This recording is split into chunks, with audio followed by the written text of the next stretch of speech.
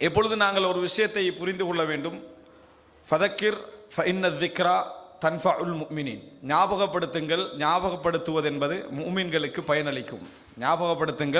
ஞாபகப்படுத்துவது முஃமின்களுக்கு பயனளிக்கும்.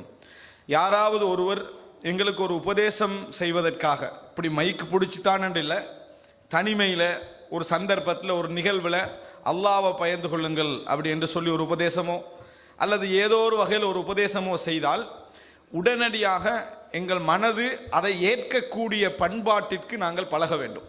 அதை ஏற்கக்கூடிய ஒரு பண்பாட்டிற்கு நாங்கள் பழக வேண்டும்.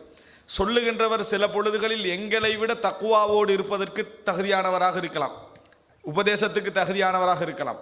ஆனால் ஒரு உபதேசம் எங்களுக்கு சொல்லப்பட்டால் உடனே நாங்கள் அதை ஏற்றுக்கொள்கின்ற அந்த மனோபாவத்துக்கு நாங்கள் எங்களை பழக்கிக் கொள்ள வேண்டும். அப்பொழுது மாத்திரம்தான் தவறுகள் சுட்டி காட்டப்படுகின்ற சூழ்நிலை உருவாகும்.